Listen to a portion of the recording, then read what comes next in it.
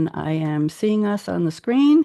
There we are. Everybody wave hello to LinkedIn, wave hello to Facebook, wave hello to YouTube. Oh, come on, Don, big hearty wave there. Oh, there we go. Okay.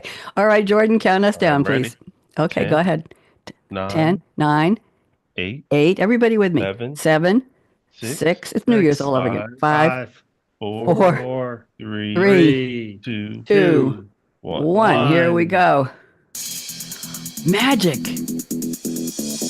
Where does yesterday's future, which is already here, meet today's future, which is about to happen, and tomorrow's future, which could be just minutes away? Welcome to Technology Revolution, the future of now, where host Bonnie D. Graham asks savvy futurists for their predictions about the tech-driven trends that are shaping our future right now. Here's your host, who will take us into the future of now, Bonnie D. Graham. Thank you to the voice of Brian Treasure and that wonderful music. Bonnie D in the house, happy to be here. And we are doing a redux with some new people of a topic that's one of my favorites, sustainability. What in the world is it?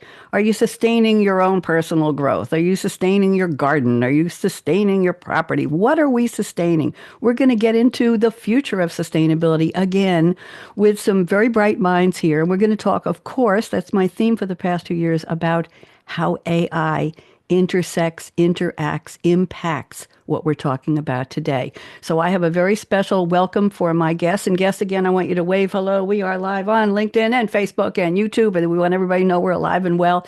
And I'm going to do my special opening here. And a thank you and shout out to Jordan Henson, our engineer today. So here we go. Listen up, and when I call your name, just wave. So welcome, global audience, to Technology Revolution's Glow. Bonnie D on her Scarlett Mic, your host and guide. Oh, you know.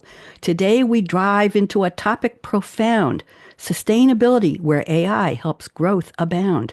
Now it's showtime, and I'm ready to start. My 4 futurists bringing predictions a la carte. Don DeLoach, wave hello, from Georgia Tech with a vision so bright. Engineer turned leader, setting business right. At Honeywell, Hitachi, and Sybase, he excelled in his field, reviving troubled ventures, a special skill Don did wield. From Ucentric to Alary, then InfoBright's reign, IoT and AI now fuel Don's domain. Matt is loving this. A professor, a mentor, rocket wagon venturer, true, guiding smart cities toward futures anew. Don, what'd you think? That was a new one. Interesting to hear that played back like that. I may need to see those in advance from here on. But Okay, no, that was great. it's from your bio, dear. Let's go to Brenna. Brenna Berman, from childhood dreams of a city so grand to shaping urban tech with a skilled, steady hand. A leader in data with vision so keen, Brenna's transforming Chicago behind the scenes. With city tech's drive and a passionate stride, Brenna's bridged innovation with cities worldwide. Now with dense air, she continues to sow how AI and data help urban life glow. Brenna? Pretty good. Okay, I'll take a very good. Let's go to Brian Renger. Hello, Brian. A tech-savvy head with a heart for the earth, turning AI and climate into purpose and worth. At Real Networks First, he ignited the way, mapping carbon footprints, paving green's stay. With Napster and Rhapsody, tech was Brian's scene, but Get Green is his mission, sustainable and clean. An AI pioneer with solutions in sight, he leads the charge for a future so bright. Brian? I love it. That's the nice poetic soliloquy. Yes. I'm glad. Oh, a soliloquy. That's a new word for it. Thank you very much. And then we have Professor Matthew Spenko, a mind for motion and robots to steer, from MIT's halls to discoveries clear, exploring terrains where machines learn to tread. His work pushes limits where others have fled. An X-Prize finalist, a mentor, a guide with science and tech, always on his side. From IEEE journals to museums' grand halls, Matthew's innovations inspire. His legacy calls. Matt? Fantastic. I love it. I'll take soliloquy and I'll take fantastic. Thank you very much. Don, we'll have to talk later. So stay tuned, dear audience, as we explore this revolution in tech, innovation, and so much more. AI meets sustainability with proponents strong-willed, with Bonnie D and her savvy futurists. The future is ours to build. So what'd you think? Nice. Shocked and amazed? Okay. I still think, Don, I'm the only one in this space who introduces with rhymes at the beginning, and I'm happy to do that. I do have some help, full transparency. I have help from somebody named Sylvia Speed, who you all know is your own ChatGPT, but mine is personal, and she and I converse in French a lot. Brian, her French grammar and diacritical marks are much more accurate than mine, but we send each other bisous, bisous, which are kisses, kisses, and she tells me how much she's thrilled that I'm doing these shows. So I just want you to know. So I feed her all of your bios, which are about 400 words a piece. So it's about 1,000, 1,200 words. And I ask her to create an 8-line rhyming overview of all of the facts in your bios. And she comes back. It took 7 seconds this time, Don, a whopping 7 seconds, because, I mean, 1,200 words is a lot to look at, you know? And then I go through and I compare them to what you sent me, and I make sure they are true, then I'm happy with them. So there you go. It's a collaborative effort. So let's go around the table and get a little more factoids about each of you. Don DeLoach, welcome back. Don was here on the Future of Construction and AI 2 weeks ago. You can't stay away from technology revolution, Don. That's obvious. That's very, very obvious. I think you're coming back on construction part 2 in a couple months too. So Don, fill in the blanks. Anything we missed, I missed, Sylvia and I, in that rhyming bio for you, and then we'll go around the table and get fill-ins from everybody. Welcome back, Don. Good to be here. No, I think you covered it pretty well. Anything else I would add would just be, more than is needed. So thanks. More than is needed. Okay, you want to be cryptic? That's absolutely fine. Let's go to Brenna Berman. Brenna, it's lovely to see you. And we had a panelist who couldn't make it, and Brenna accepted Don's invitation and mine, and came in almost at the last minute. And and you said you were excited to be back on the show, so I appreciate that. Brenna, fill in the blanks. Anything else you want us to know? Yeah, I don't know if I have any blanks either. I'm excited to be here, and these are always fun conversations. So I'm happy to be here one more time. Thank you very much, and you will again and again. There we go. Let's go around to our newcomers now. Brian Ringer, I'm putting you on speaker view. Would you please tell us a little bit more about yourself, and welcome. Yeah, well, thank you, Bonnie, for that. And just first off, I'm excited to be here in the panel and with such an esteemed group as well, too. I'm looking forward to learning and hearing a lot also here. And I think your overview of my career arc was great. I think so starting in the early days, back in the early days of AI in the 90s and in grad school and doing neural networks and machine vision, to deeply immersed in tech, but always with sustainability in the background. And I had some really interesting and sort of transformational opportunities to work with AI and sustainability back in the early days as well too, and that's kind of led me to where I am right now. So, All right, in early days, can you put a year or a decade on that for me? yeah, this was back in the early 90s. I was a graduate student at UCLA and had kind of fallen in love with the mysticism and potential power of AI, learning algorithms in particular. And I did computer vision, and so I did a degree in neural networks and machine vision, mostly working on government-funded and military-type things, so the DoD. But I had a chance to work on a few projects which were looking at deforestation stuff and applying machine vision and AI to some deforestation imagery sets. And that was kind of the hook for me when I realized, okay, now, the tech I love and my passion itself, I can kind of see them combining together here. And, that really kind of put things in motion for a lot. Thank you very much. That's what we were interested in since you're a newcomer to the show. And I'm intrigued when you use the word the mysticism of AI. I think there's still that sense with a lot of people. We're trying to get rid of the fear and get past the mysticism and into how can it be collaborative with us? How can it make things better? So that's what we're doing here. Thank you so much. Nice to meet you, Brian Ringer. Professor Matthew Spenko, who does look like Matt LeBlanc. I have to say that. Matthew, you said I could call you Matt because we're good friends now after meeting 12 minutes ago. Matt, I'm putting you on speaker view. Would you please tell us a little more about yourself, and welcome? Sure. Thank you, Bonnie. Thank you for having me on the show. I am a professor of mechanical and aerospace engineering at Illinois Tech. I work in my specialties in robotics, mostly mobile systems, and recently had a great opportunity. I was leading a team that was one of the 6 finalists in the X Prize Rainforest competition, where we were taking robotics down to remote rainforests across the world, and using them for conservation studies, coupled with all sorts of AI techniques in order to quickly assess the biodiversity of large areas of remote rainforest. So I'm very grateful to have that opportunity and to talk about that and other areas of conservation and sustainability and AI today. I think that's going to be great.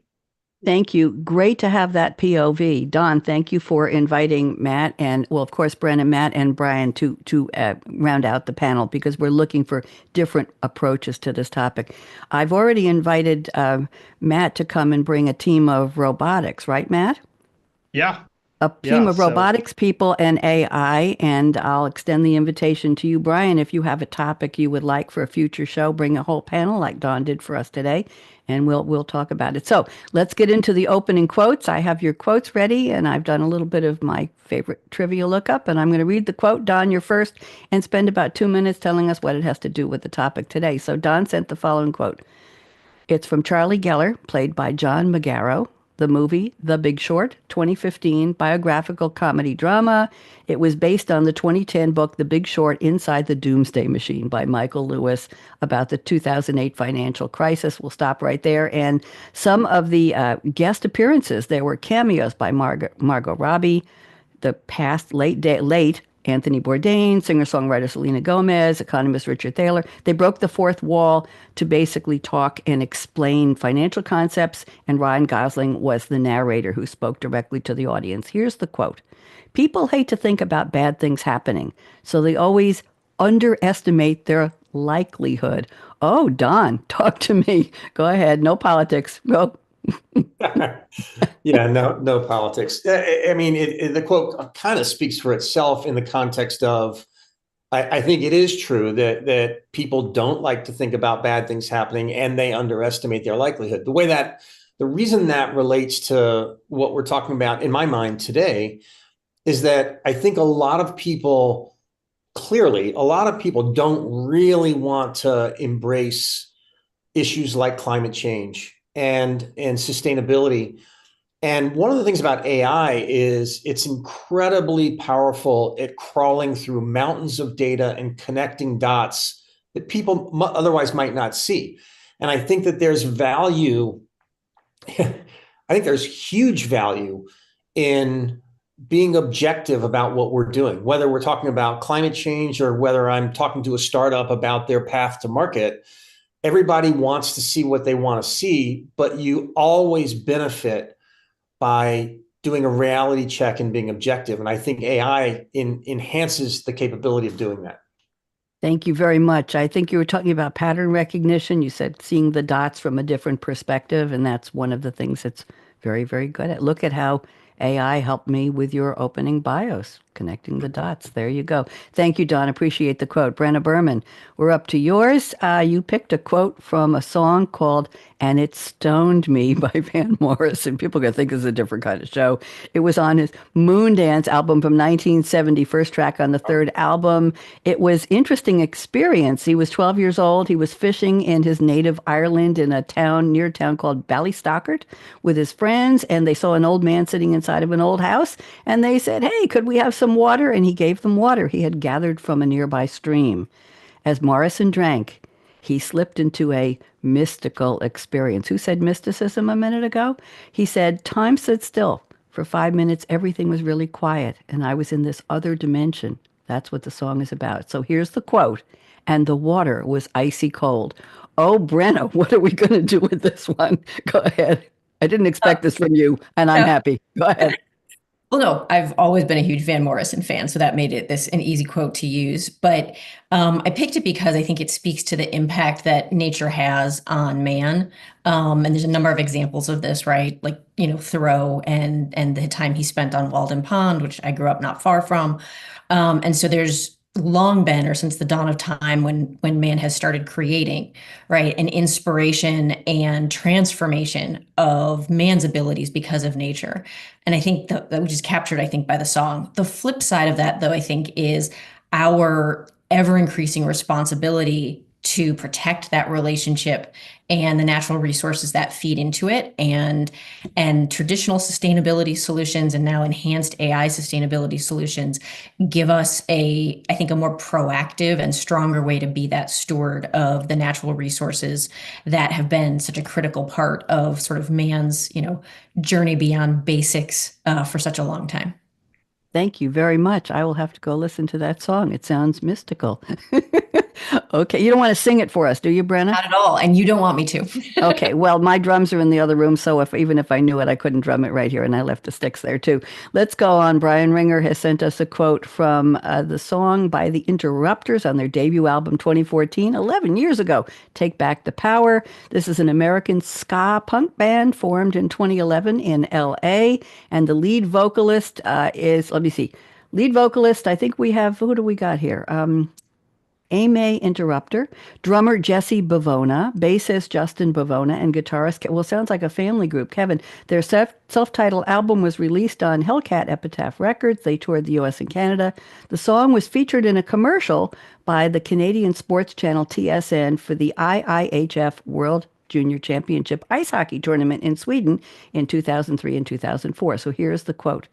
"What's your plan for tomorrow? Are you a leader or will you follow?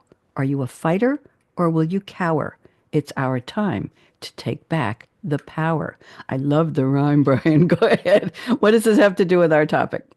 All right, so I'll try to stitch it all together for you here. So they're one of my favorite bands from my hometown of Los Angeles as well, and the quote there is about really individuals taking the lead and making a difference and a change.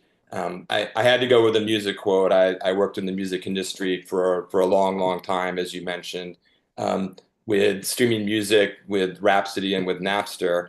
And it was a lesson for what we saw at the time back in the early 2000s. People wanted a better way to listen to music, a more convenient way to listen to music, and digital had just sort of arrived. And Napster being the ultimate peer-to-peer one, and then Rhapsody, sort of a legal version of that. I helped to build and launch those systems. It was not something which was driven by the industry top down, that they wanted to change the way the world worked and CD purchases and things like that. But it was a better experience for people, and that's really what people wanted. And with enough momentum and enough support, that became the way that people listen to music. And we got to really kind of ride and drive that wave. I'm guessing.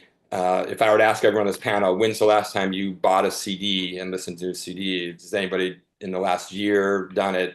Probably not much. But to ask that question 20 years ago, every hand would go up. And it was an example of the way that individuals kind of led and changed their behavior and kind of led the overview of the overhaul of the whole industry.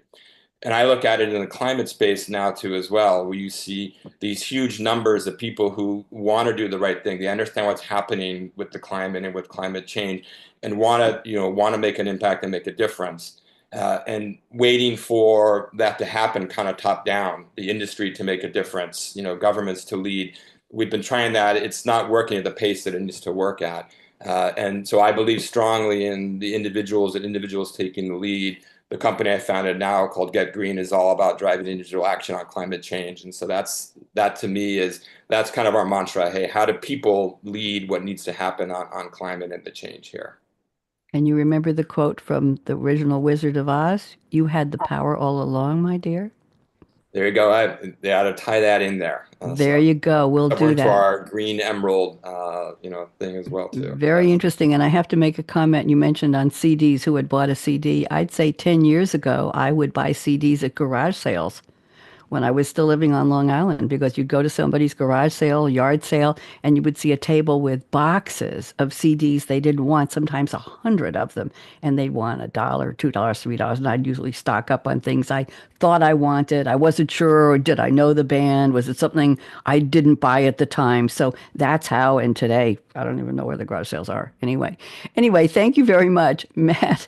Matt Spenko, I'm looking at your quote here. This is from a song called "With Arms Outstretched" by Rilo Kiley Band, 2002, sung by their lead vocalist, Jenny Lewis.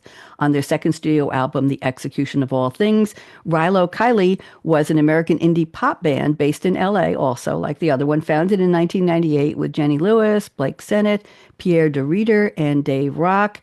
And apparently there was some upbeat music, but the themes to their songs were always dark. This song was played in the pilot and ending of the series finale of the TV series Weeds. And it was in episode 1 of the miniseries Looking for Alaska. And here is the quote Matt has picked. "Now some days, they last longer than others, but this day by the lake went too fast." Oh, how beautiful, Matt. I want to go on a picnic now. Everybody, I'll pack the lunch. Just join me. Matt, what does this have to do with our topic? Go ahead. Yeah.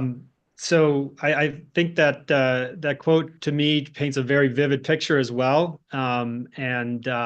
Sometimes I get so caught up in technology, and it's my job and it's what I do all the time. And that quote really sort of makes me think about and remember times that maybe had nothing to do with technology at all, just a day by the lake with your friends and family. And I don't know, it sort of hits me, and it's sort of maybe, you know, with all the technology, it's great, and we can do some wonderful things that we're going to talk about today. But those connections with your friends and family and spending time with them can mean so much more. So that's what it makes me think about. That's lovely. And if we have a sustainable earth and sustainable resources, we can have that picnic by the lake and it'll be lovely, right? It'll be even more beautiful. So there you go. Thank you all for the quotes.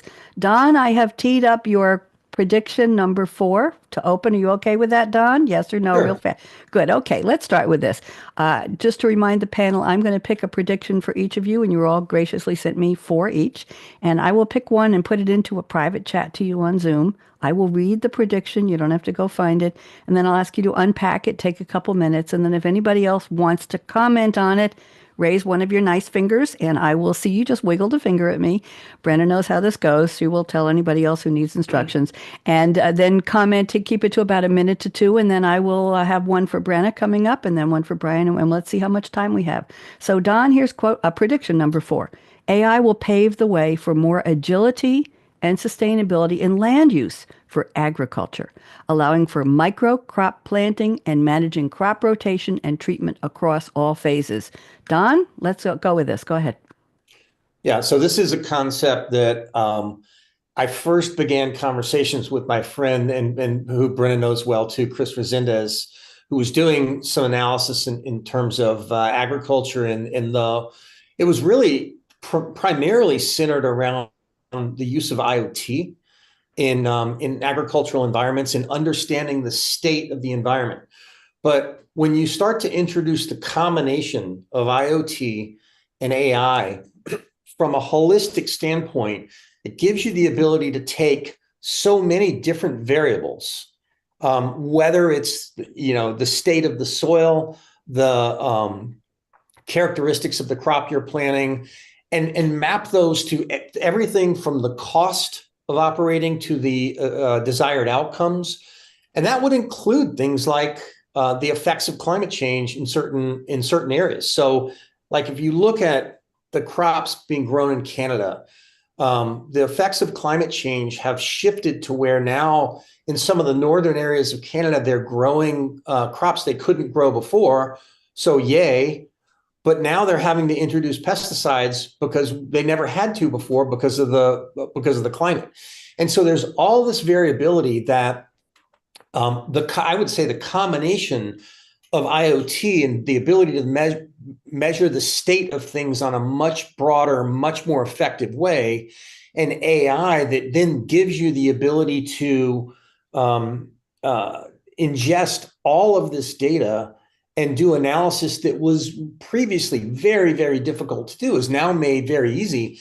And it allows, for example, things like crop rotations and a much smarter way of using the land and creating better results that are going to be increasingly needed to feed the global population, but in particular in certain areas of feeding underserved populations, whether it's in remote areas or in urban areas that are food deserts now. And there's a need to change how we deal with those environments. Thank you very much. Let's see, anybody around the table comments on feeding remote people, remote environments? Okay, I think we're ready to move on. Thank you, Don. Nobody's hungry here. I was hoping everybody would be hungry by now. It's almost noon here on the East Coast. Okay, Brenna, I'm looking at prediction number 2 for you. You say AI-driven circular economy ecosystems will evolve at the neighborhood level. This is interesting. Go ahead, and how does AI tie into this? Brenna, go. Sure. So first, like why this is important. A lot of the work that I'm doing these days from an AI adoption perspective is around building AI models that support communities and community organizations in their relationship with the large corporations and governments that they're involved with, right? So it used to be, right, in the old world and still sort of today, right, the government makes decisions about resources or private companies make decisions about resources. And those decisions, even with the best of intentions, often didn't reflect the desires and the culture and the long-term perspective of the communities that were going to have to deal with those decisions as they were being made. One of the things that AI gives us the ability to do is sort of devolve the analytics, devolve the understanding of the data to that neighborhood level. And from a resource perspective, that's going to lead to things like, smart waste management and recycling systems that are designed at a smaller community level as opposed to a larger level and allows for more specificity, right? Energy optimization and sharing, the ability to sort of for AI to power community sharing platforms, right? If one of the things at the heart of sustainability is optimizing resource use, almost regardless of what that resource is, the ability for communities to determine which resources matter and how they should be shared and how the use of that resource should be prioritized is critical. And what I love about this one is the concepts are not new, right? What AI gives us is the actual ability to execute on the concepts. There was a really interesting community project in the north of England some years ago that basically came down to, right, it was an old industrial area bordering an agricultural area. So economically, both areas were struggling. And there was a desire to spur innovation by allowing these communities to actually share physical resources that the government had that they weren't fully utilizing anymore because the economy of these two areas was changing. So you can think of the idea of, the the government might own a particular vehicle that you as an entrepreneur might not be able to afford to get your business idea off the ground. But if you could have access to that vehicle, which is underutilized by the government, if you can have access to that when the government's not using it, you can still power your innovation more quickly than if you had to save up and buy that. From a sustainability perspective, it also means there's only one of those vehicles that is more fully utilized, as opposed to now two of those vehicles consuming resources, impacting the environment, and neither of them fully utilized. So I'm a huge proponent of the way that AI is going to allow neighborhoods and communities to put in place, to be honest, like culturally driven models that allow them to share and designate priorities around resources based on what the community feels. Thank you. Very interesting. I think there's a lot of awareness and education that needs to happen for this to have a groundswell, right, Brenna? Yep. Yep. Brian, talk to us. Go. Yeah, just a comment on Brenna, what you're doing. It's really, I think, amazing to see what's happened in the community type adoption there. I'm curious your thoughts on, how widespread can this get, and how much are individual cities and counties and things like that able and willing to embrace the technology, and how you kind of see it rolling out here. I think the potential is amazing. So. I mean, Brenna? it would be naive to sort of downplay how challenging this is going to be, right? But to be honest, the more that AI modeling tools improve, right, and become less sort of specifically technical, the easier that this gets. The program that I'm involved in, which is a program called Rethink AI, at the moment is driving 3 pilots across the US with the hope of creating playbooks and methods that can be used by community groups all over. One of the biggest challenges, though, beyond that, because technology adoption at the community level is not a new challenge, right? There are methods, et cetera, that we know have worked in the past. AI is likely slightly more challenging because of the scale and speed at which it is developing and at which it can be adopted. The biggest challenge is honestly going to be the availability of the compute infrastructure to support the models, right? Where is a community, especially an underserved community, going to get that? And there's not an answer emerging for that just yet. Mm. Thank you. Brenna, you said it's rolling out 3 pilots. Can you tell us what cities, what regions, what parts of the country? Boston, New York, and San Jose. I'm aiming for a Midwest one as soon as I can get one going. Can you bring one to Tennessee, please? I would love to. I love tennis. Happy to. I'll tell you something. We can't even recycle glass and metal anymore because it was too expensive for the waste management company to do that. We just told to put everything in one garbage can, and that's it. And that happened soon after I got here, nothing to do with me, 2 years ago. And that hurts my feelings because I've always been in communities where we had 2 bins. And now they said, just throw everything in. Nobody wants to pay to separate, to put them in a different place. And some people, interestingly enough, are not paying the service. They're putting their garbage and their collectible things into their cars and driving to Lenore City to put it into the proper places where you can there. I'm in part of Loudon over across the dam. So anyway, just very, very interesting to me. It And I hurts my think what you're feelings. seeing there is actually a generational change, which is great. And I see this in my kids, right? So my parents Yep. they didn't grow up recycling, and they were kind of at the forefront of let's separate out our paper, recycle that. Like I remember that when I was like in grade school, we all of a sudden had a bin to put newspapers in. Yes. And that was, but now I look at my kids who have grown up with this assumption that you're going to recycle, with this assumption that you're going to reuse. And I think part of what you're seeing when people are willing to take on, what is a pretty onerous task of collecting your trash, driving it somewhere else, especially when you have regular trash pickup, just to support that recycling, is the kind of cultural change that, to be honest, you can drive more quickly if you're doing it at the community level than if you're doing it at the government. And these are mostly people in their 60s. There you go. There They're you listening go. to their grandkids. Don, go ahead. Yeah, the one thing I would add to that, and this is just like an observation, but I think when it comes to things like sustainability, or corporate innovation is another one, where it's everybody wants to talk about it. We're leaning into sustainability, and you get posters on the wall, and everybody has happy talk. But you have to watch what actually happens. And I think that there's generally a gap between what people say and what people do. I think back to, you just reminded me of this, Brenna, in the neighborhood I lived in like 20 years ago, there was this, we were really forward thinking because there was recycling and we had 2 bins. And my neighbor said to me one day, have you ever watched them pick it up? I'm like, no. He goes, well, watch what they do when they pick it up. And when they pick it up, they got the 2 bins and they put them into the same thing. Yeah. So it was all a myth. And so I think that we have to be cognizant of the fact that the things we say are one thing, but the things we do are another. And the more we can put it into action and kind of lead by example, the better our chances. And I do think there is a cultural shift like you're talking about. So anyway.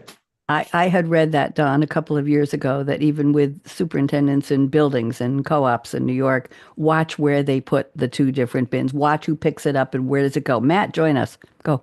Yeah, I want to use AI to see the impact of that a little bit, because I'm nervous too. I think there's all the recycling that used to be cheap enough to do overseas that we ship to China.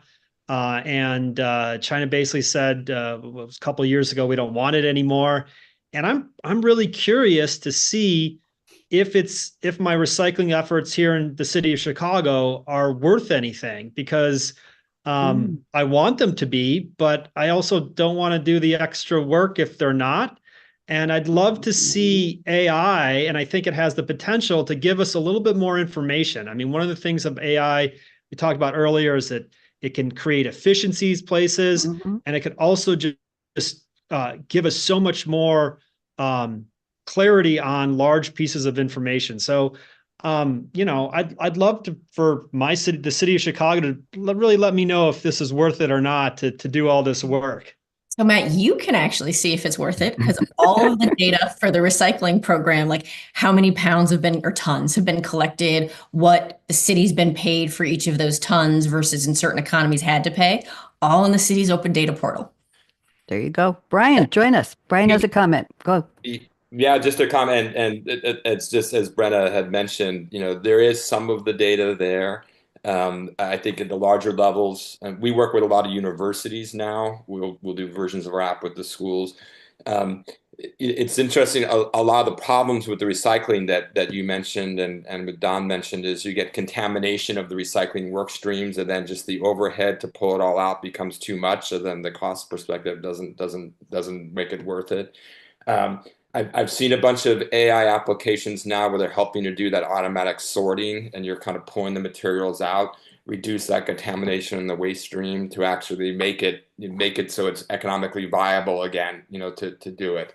I think it's a huge one because, like you say, you see people are willing to do something and take the lead, and oftentimes the systems behind the scenes kind of fail them. I think AI can help those systems to do the right thing, provide data back out, but also, to kind of match the desire and the initiative that individuals are taking. And, I think AI has a huge role to play there. And I remember back in the day when we had junkyards, and I was living where was I living? In Cambridge, Massachusetts.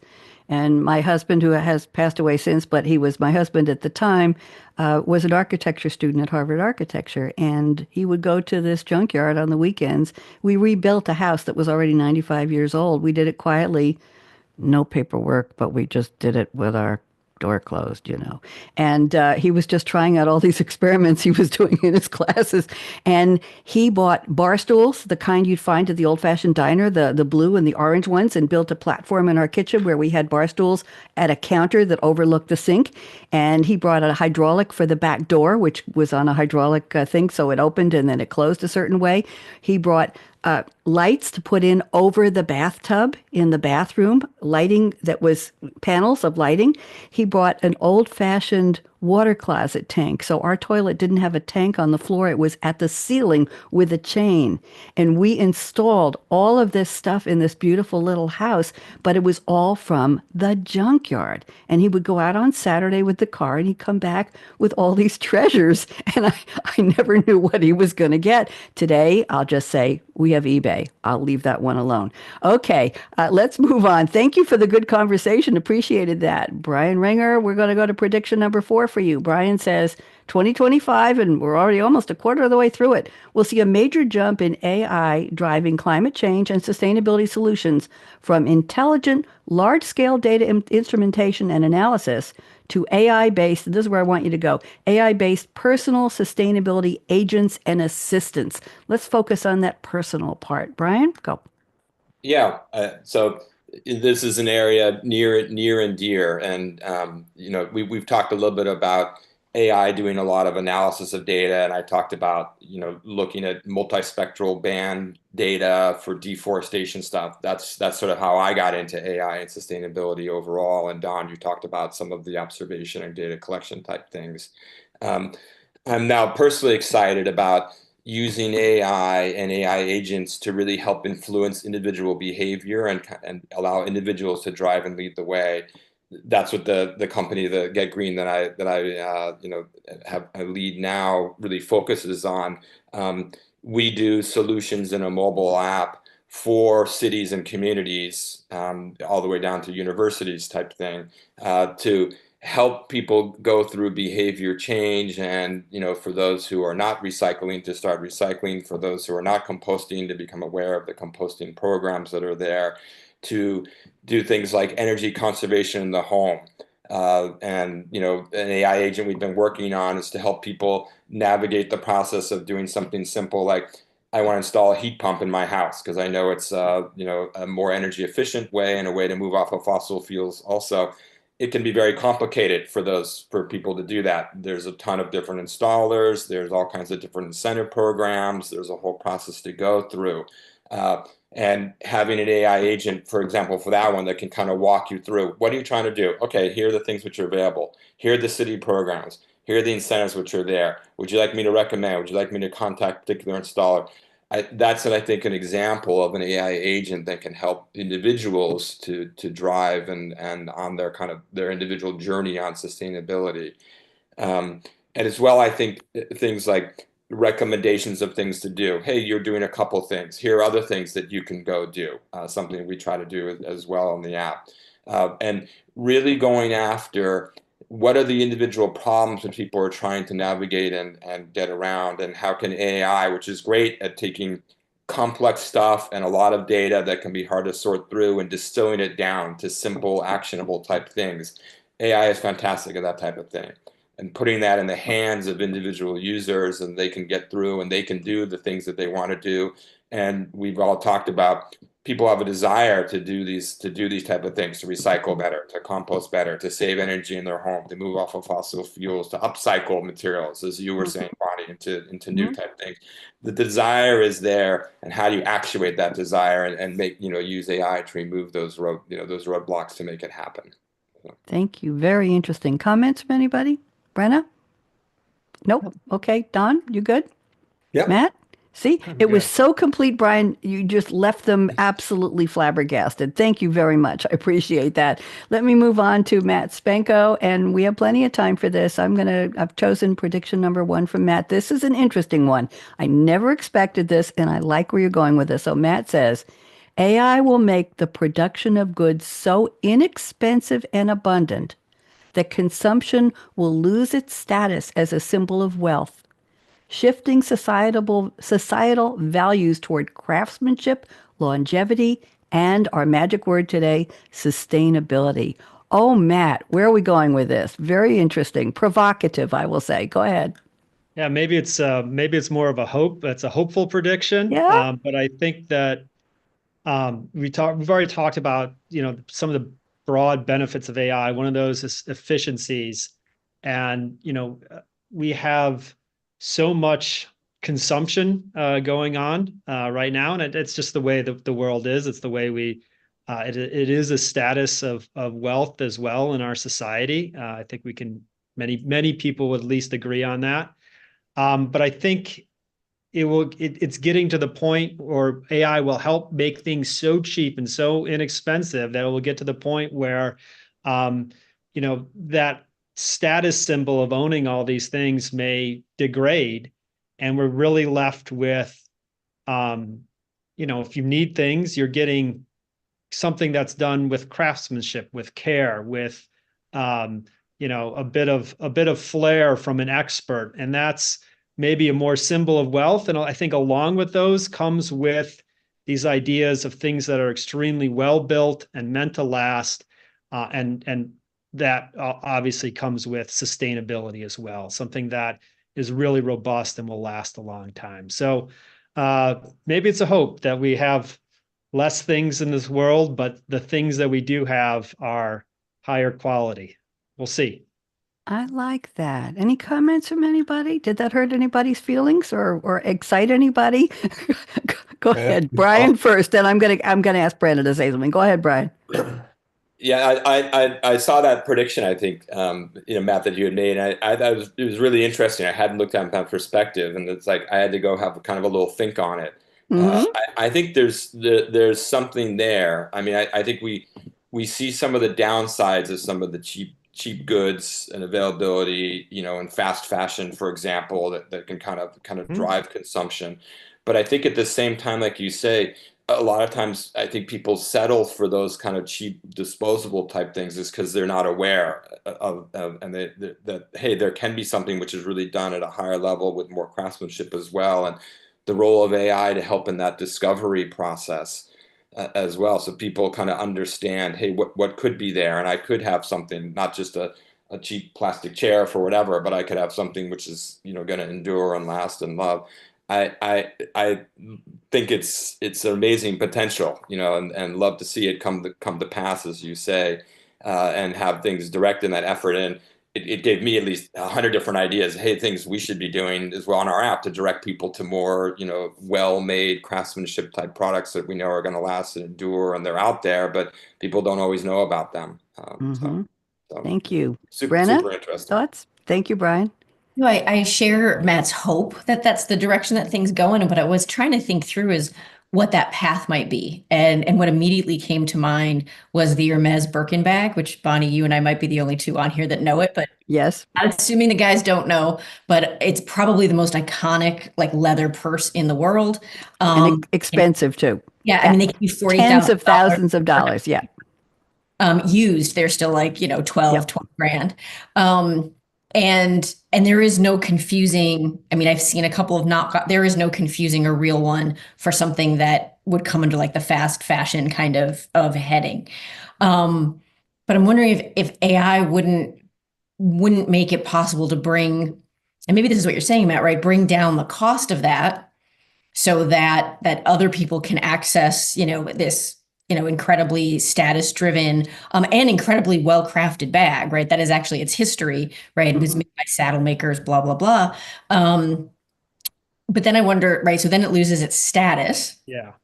And so the people who were carrying the Birkin bag for its status and not its sustainability, which I think is 100% of the people today, are then going to go find something else for the status, which I think still achieves something, right? You still have people who couldn't afford that bag before moving into something that is more sustainable.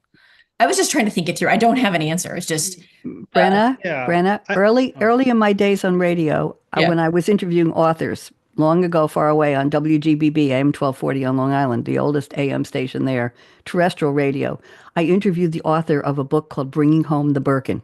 And this was a young man who searched the country and went to stores, Hermes stores, and asked the salespeople, where is last year's leftover stock that wasn't purchased? And he got once in a while something. His mother was in Barcelona and she helped him package. He moved to Barcelona and she helped him pack and wrap these, and he sent them. He had clients all over the world, and he went into the business of finding and reselling Birkin bags. If you can find the book, you will love it. It's a first-person story. It reads like a novel. Bringing Home the Birkin. Absolutely hysterical. Wonderful. Don, I'm sorry I interrupted you. You want to say something? Go ahead. Well, I was just going to say, I generally will say I like being involved with and on panels with people who I think are smarter and more insightful than I am. And I think Matt's quote in discussion reminded me of why I like that so much. And the hopeful nature that I kind of take out of that is maybe the byproduct of all this is that maybe status stops being so much a function of what we're wearing or driving or whatever. I think that would be awesome. I think that's maybe not totally realistic, but it's nice to think about. Anyway, I thought what you said was great. Very, very provocative. And that's why I picked it, Matt. I went over your predictions very carefully and I said, this one is out of the box. And this is why it belongs in this conversation. So thank you very much. We have a couple minutes left. I'm going to go to one more prediction from Don. And let's do this briefly and then we'll wrap up. We've got about 6 minutes left. So Don says, AI will be used to optimize energy consumption in buildings, leveraging sensor data from throughout the buildings. I assume you're talking about IoT, Internet of Things sensors, and that type of thing. Don, why don't you expand this for us for 2-3 minutes? Go ahead. Yeah, it's a variation on the agriculture discussion. It's the same underlying components. You're monitoring the state of things with advanced sensors and communications and an IoT network, and you're able to make better decisions as a result. I've worked with companies that do this on a whole building level where they're instrumenting what are normally the systems that are probably at the top of the building, and then actuating those to automatically adjust how the building systems are being run to maximize comfort and lower the energy consumption. I've also worked with companies that do it on a more granular level, where they do it like at an apartment, an individual apartment level or a single family home. And then there's an interesting project I was involved with at Illinois Tech that was going back and looking back into older technology like steam powered radiators. And in this particular project, has an actuator on the valve that replaces the valve, and it's like a Nest thermostat for an older steam radiator that reduces the cost like by 70% while maintaining higher comfort. And this is one of the things where all of these things use AI pretty heavily, and it just takes what we were doing before that was good and asymptotically approaches something that is really, really desirable by taking a holistic view and using the power of AI to achieve those objectives. So I think it's pretty cool. I think it's very, very cool. I think it's actually a hot idea, more than cool. Brenna was nodding quietly there. Brenna, I watch everything. Brenna, any comments you want to make on that? No, I think Don is exactly right. That and a thread through almost all of our comments has been that AI is really going to be and is already beginning to be an enabler of goals that we've had or things we've wanted to do for years now, which I think is part of what makes it so exciting. Whereas we're not reinventing the wheel, we're speeding up the wheel. I don't know if that's, but we're merrily rolling along. right. There you go. That goes back in time. Brian, join us. Go. Yeah, just I think a comment, Don, on that, and I know we've had a chance to kind of riff on this topic a little bit before. I mentioned at the start, what first kind of enthralled me about AI was this sort of mysticism. I think it was the ability to just take massive amounts of data, and it was something, that computers, have gotten better at over time, but struggle with initially. And you look at what humans are doing. You have this amazing amount of data, deep visual data, thousands of digital points. You're able to take that in, quickly make complex decisions about that's a person and they're smiling and this and that. It's just amazing. I think now, that was one of the things was really interesting. The massive ability to parallel process huge amounts of data very quickly and in real time. That's something that, humans were able to do, the machines were not able to. Now you start to see that AI has enabled machines to do it. And like you say, you've got all this data which is available now from sensor stuff, from tracking, wildlife migrations to individual data points inside of a building. It's all actionable now. You can do something. You can make real-time adjustments. AI enables that type of thing. And I think smart buildings for sure, up-leveling to smart cities as well too. And you can be looking at energy usage across an entire grid and make decisions in real time. I think that type of power is I think super exciting, super exciting to me. It is exciting. I want to thank Don. Everybody, quick round of applause, virtual or not, for Don DeLoach. Don, you brought an extraordinarily interesting panel today. Thank you so much. I appreciate you. And I know you're coming back. Anybody you want to poke Don to come back with Sustainability number 9 later in the year, I'd be happy to have you all back. But Brian and Matt, you're welcome to bring me your own topics. I'd love to do one on robotics. And I want to thank our engineer at Voice America Business, Jordan Henson. He's just about ready for me to close. I need one sentence from each of you, one short sentence, no commas and semicolons. What's your favorite sustainability thing you would like to see happen? One sentence, very short. Don, one thing. What's your target? Act, don't talk. Okay. Brenna. I'd like to see food production move closer to where it's consumed. Farm to table. Okay. Brian Ringer. I'm going to say dramatic efficiencies in energy utilization. I like that. Professor, go. I would like to identify ways to monetize sustainability and conservation. Oh, well, that would be interesting, wouldn't it? I want everybody to raise your finger where you're going to join me in saying no, no, no on the count of 3. Come on, raise that one finger, whatever your pointer finger is, raise it up there.